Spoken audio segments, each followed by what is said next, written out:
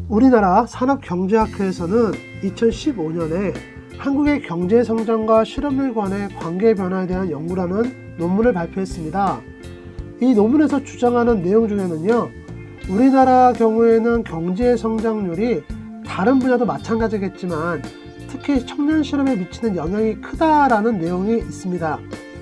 이 말을 간단하게 정리하면요, 경제 성장률이 사회 전반에 대한 실업률 또는 취업률에 영향을 주는데 특히 청년 실업률에 미치는 영향이 크다라고 하는 연구 조사 결과입니다. 그러면 아주 희박한 확률이지만 앞으로 우리나라 경제가 좋아지고 경기가 지금보다 나아지면 청년들의 취업은 지금보다 좀 쉬워질까요? 여기에 대해서 저는 아니라고 말씀을 드리고 싶습니다. 그럼 지금부터 제가 왜 아니라고 생각을 하는지 설명을 좀 해볼게요. 지난 10여 년간 우리나라 경제는 어찌됐든 계속 성장을 해왔습니다.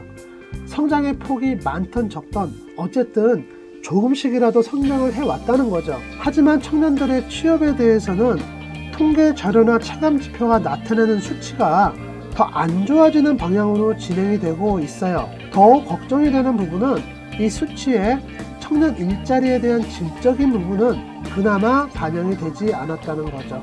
이런 상황에서 만일에 경기가 좋아지면 어떻게 될까요? 일단 대기업들, 이른바 원청에 속하는 기업들은 필요한 인원을 최소한으로 어느 정도는 충당을 할 겁니다. 주로 경력자 위주로요. 그리고 나머지 부족한 부분은 임시직으로 대체를 하고 아웃소싱, 이른바 외주화를 활발하게 진행할 가능성이 큽니다. 그러면 대기업을 제외하고 중소기업은 어떨까요? 대기업의 2차, 3차 현업사에 따라서 조금은 다르겠지만 대부분의 기업들에서도 대기업과 같은 방법으로 관리와 위험을 외주화하고 경기 회복 이후에 발생할 수 있는 부담을 최소화하는 방향으로 경영 활동을 할 겁니다. 그러면 결론적으로 앞으로 경기가 좋아진다고 해도 새로 만들어지는 일자리는 경력자를 위한 일자리, 임시로 일할 수밖에 없는 일자리가 상당 부분을 차지하겠죠. 그리고 현실적으로 이런 일자리는 지금도 있습니다. 그래서 저는 미래에 국내 경기가 회복세로 돌아선다고 해도 절대 청년층, 그러니까 20, 30대 청년이면서 학교를 졸업하고 사회에서 기술을 습득해야 하는 그런 사람들에 대한 일자리는 사회적으로 충분히 확보되지 않을 것이라고 생각을 합니다. 한 번 더 정리를 하자면 대한민국 경기가 앞으로 좋아진다고 하더라도 청년들의 일자리 고민을 해결해 줄 수 있는 그런 일자리는 아주 극소수 만들어질 가능성이 크고요. 새로 만들어진 대부분의 일자리는 경력자를 위한 일자리, 그리고 지금도 여러분들이 가고자 하면 갈 수 있는 질이 낮은 일자리가 대부분을 차지할 것이라고 예상을 합니다. 물론 이건 저의 개인적인 생각입니다. 하지만 여러분들 고용 없는 성장이라는 말 들어보셨나요? 지난 10여 년간 경제 사회 분야에서 고용이란 주제에 대해서 너무 현실을 잘 반영해주는 말이라고 저는 생각합니다.